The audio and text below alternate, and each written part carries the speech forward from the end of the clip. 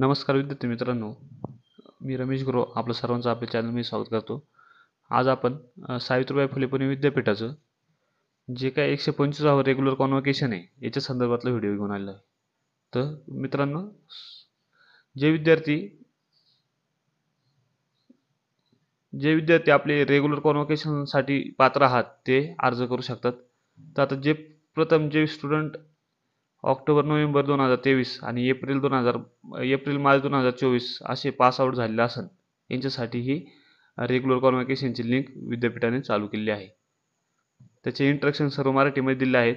तर तुम्हाला सर्वप्रथम unipuणे.ac.in या वेबसाईटवरती यायचे. त्यानंतर स्टुडंट कॉर्नरवरती येऊन सर्टिफिकेट सेक्शनवरती क्लिक करायचं. मला सर्टिफिकेट सेक्शनवरती क्लिक केल्यानंतर तुम्हाला असं पेज ओपन होऊन जाईल. त्यानंतर इथं अप्लाय फॉर रेग्युलर कॉन्व्होकेशन म्हणजे जे की ऑक्टोबर 2023 आणि एप्रिल 2024ला जे पास आउट झालेले आहेत ते विद्यार्थी या रेग्युलर कॉन्व्होकेशनला अप्लाय करू शकतात. आता याची डेट ही 7 ऑगस्टपासून तर 31 ऑगस्टपर्यंत आहे. 1 सप्टेंबर ते 18 सप्टेंबरपर्यंत याची लेट फी आहे. आता याचं फी स्ट्रक्चर वगैरे त्यांनी वेबसाईटला दिलेलं आहे.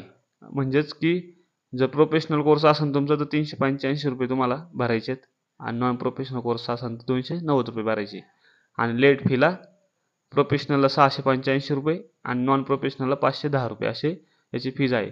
आता याला रिक्वायर्ड डॉक्युमेंट काय आहे? तर रिक्वायर्ड डॉक्युमेंट तुमचं जे लास्ट इयरचं मार्कशीट आहे ते तुम्हाला रिक्वायर्ड डॉक्युमेंट आहे. तर आता प्रथम काय करायचं, तुम्हाला ह्या certificate.unipuणे.ac या वेबसाईटवरती यायचं तुम्हाला. त्यानंतर तुमचं जे एक्झाम फॉर्म तुम्ही भरताय त्या लॉग इनवरती जाऊन तुम्हाला स्टुडंट होमवरती क्लिक करायचे. स्टुडंट होमवरती क्लिक केल्यानंतर तुम्हाला अप्लाय फॉर 125 रेग्युलर कॉन्व्होकेशन याच्यावरती क्लिक करायचं आहे. याच्यावरती क्लिक केल्यानंतर तुम्हाला असे इंस्ट्रक्शन येऊन जातील.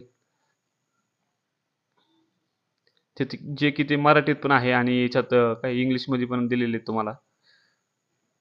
असे दिलेले आहेत. आता इथं तुम्हाला इंस्ट्रक्शन दिले, तुम्ही वाचून घ्या. ऑक्टोबर-नोव्हेंबर 23 आणि एप्रिल-मार्च 2023 उत्तीर्ण झालेले विद्यार्थी 125व्या नियमित दीक्षांत समारंभाला अर्ज करू शकता किंवा पात्र आहेत. त्यानंतर विद्यार्थ्यांनी नवीन खातं तयार करायचे. जर तुम्ही एक्झाम फॉर्म ऑलरेडी भरलेला असेल तर तुम्हाला नवीन खाते तयार करायची गरज नाही.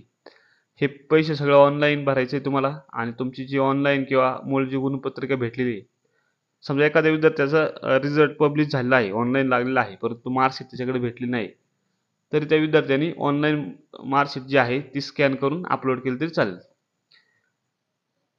विद्यार्थ्यांनी पदवी प्रमाणपत्र अर्ज करताना गुणपत्रिकेवर नमूद असलेले PRN नंबर, आसन क्रमांक आणि आईचं नाव आणि उत्तीर्ण महिना हे व्यवस्थित आणि काळजीपूर्वक भरायचे.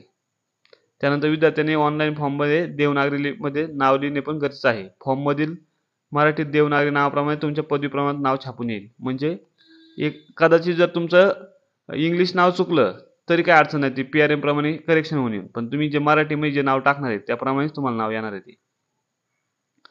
सर्व PhD MPhil विद्यार्थ्यांना डिक्लेरेशननुसार ऑनलाईन फॉर्म भरावा. डिक्लेरेशनची स्कॅन प्रत अपलोड करा. म्हणजे जे PhD विद्यार्थी आहेत तर त्यांनी डिक्लेरेशन, त्यांचा म्हणजे जो रिझल्ट लागलेला आहे, डिक्लेरेशन भेटलेले आहे, त्याची PDF त्यांनी स्कॅन करायची आणि अपलोड करायची. ऑनलाईन फॉर्मची हार्ड कॉपी विद्यापीठात तुम्हाला जमा करायची नाही किंवा महाविद्यालयात पण जमा करायची नाही आणि एकदा भरलेले शुल्क कोणत्या कारणास्तव परत देणार नाही याची खात्री करायची.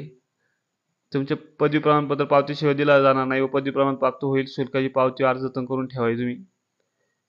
दीक्षांत समारंभाची तारीख आणि विद्याशाखानी हे दीक्षांत समारंभाची यादी दीक्षांत समारंभाच्या एका आठवडा आधी विद्यापीठावर प्रसिद्ध होईल. म्हणजे तुम्ही हे जे की फॉर्म भरल्यानंतर तुमचं जे कॉन्व्होकेशन आहे त्याची डेट तुम्हाला तुमच्या मेलवरती किंवा तुमच्या ईमेलवरती मेसेजवरती येऊन जाईल तुम्हाला आणि विद्यापीठाच्या वेबसाईटवर पण प्रसिद्ध केलं आहे. हे असे सगळे इंस्ट्रक्शन वाचल्यानंतर तुम्ही चेकबॉक्सवरती क्लिक करायचे आणि अप्लाय बटनवरती क्लिक करायचे. तुम्हाला अप्लाय बटनवरती क्लिक केल्यानंतर तुमचा जो PRN नंबर तो इथे एंटर करा.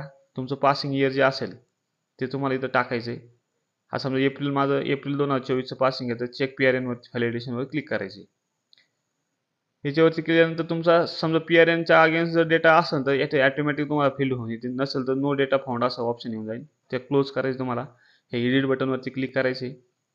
एडिट बटनवरती क्लिक केल्यानंतर तुमचा PRN नंबर जो आहे मार्कशीट प्रमाणे तो टाकायचा आहे. सीट नंबर टाकायचा आहे. तुमचं जेंडर टाकायचं आहे, मेल फिमेल काय असेल ते. त्यानंतर तुमचं स्टुडंट नेम टाकायचं आहे. तेच नाव तुमचं इथं मराठीमध्ये तुम्हाला टाईप करायचं आहे. आता हे मराठी टाईप करण्यासाठी तुम्ही इथं खाली पण ऑप्शन देऊ शकता किंवा नवीन विंडोला जाऊन तुम्ही गुगल ट्रान्सलेट करू शकता. त्यानंतर मदर नेम टाकायचे, तेच मदर नेम मराठीत टाकायचे.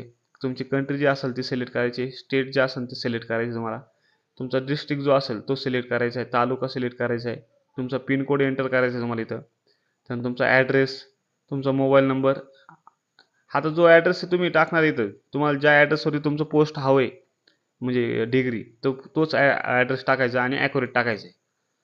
मोबाईल नंबर तुम्हाला एंटर करायचा आहे, ईमेल आय डी एंटर करायचा आहे. त्यानंतर तुमचा पन कोड. आता पन कोड तुम्हाला कॉलेजचं माहीत नसेल तर इथं क्लिक चेंज टू कॉलेजवरती क्लिक करा, तुमचं कॉलेजचं नाव इथं सर्च करा आणि त्याचप्रमाणे तुमचं जे कॉलेजचं नाव येईल, समजा आता माझं आहे law college, LAW ILS law college.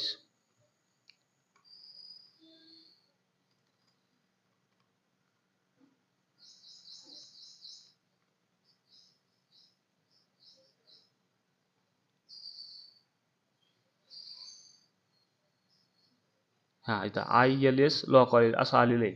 तर मग ह्या सिलेक्ट बटनवरती तुम्ही क्लिक करसान. क्लिक केल्यानंतर तुम्हाला college has been change successfully असं ओकेचा मेसेज येऊन जाईल. असं आल्यानंतर तुमचा पन कोड, कॉलेज कोड हा ॲटोमॅटिक तुम्हाला इथं एंटर झालेलं दिसून जाईल. त्यानंतर तुमचं कॉलेज ॲटोनॉमस असेल तर येस करा. आता ऑटोनॉमस कॉलेजचे आता बहुतांश कॉलेज हे ऑटोनॉमस झालेत आणि मार्कशीट पण ऑटोनॉमस कॉलेज देतात. तरी पण तुम्ही अप्लाय करू शकता डिग्रीसाठी, कारण का डिग्री ही फक्त युनिव्हर्सिटीज प्रोव्हाइड करते तुम्हाला. ऑटोनॉमस असेल तर येस करा, नसेल तर नो करा.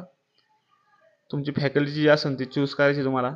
त्यानंतर तुमचं कॉलेजचं नेम, कोर्स नेम जे आहे तुमचं, समजा आता माझं आर्ट्स फॅकल्टी आहे, तर माझा कोर्स जो असेल BA BCom MCom हॉनर वगैरे काय असेल तर तुम्हाला तो सिलेक्ट करायचा आहे. त्यानंतर तुमचं पासिंग मंथ इयर जे असेल एप्रिल 2024 आहे, तर ते 24 सिलेक्ट करायचं तुम्हाला. तुमचा रिझल्ट टाईप काय असेल, ग्रेड असेल तर ते तुम्हाला इथं सिलेक्ट करायचे, फर्स्ट क्लास वगैरे. आणि अंडर क्लास इम्प्रूव्हमेंट असेल तर टिक करा, नसेल तर टिक करू नका आणि सबमिट बटनवरती क्लिक करा. सबमिट बटनवरती क्लिक केल्यानंतर तुम्हाला पुढं पेमेंटचा मार्कशीट अपलोडचा ऑप्शन येईल. मार्कशीट अपलोड केल्यानंतर तुम्हाला पेमेंटचा ऑप्शन येईल. त्यानंतर तुमच्या कोर्सप्रमाणे तुम्हाला पेमेंट करायचं आहे आणि पेमेंट केल्यानंतर तुमचा फॉर्म तुम्हाला जनरेट होऊन जाईल आणि त्या फॉर्मची प्रत तुम्हाला जपून ठेवायची. अशा पद्धतीने तुम्ही 125च्या रेग्युलर कॉन्व्होकेशनला तुम्ही अर्ज करू शकता आणि ते रेग्युलर कॉन्व्होकेशनची डेट युनिव्हर्सिटीकडून पब्लिश झाल्यानंतर तुम्हाला तुमचं डिग्री सर्टिफिकेट तुमच्या जो पत्ता टाकलेला त्या पत्त्यावरती येऊन जाईल.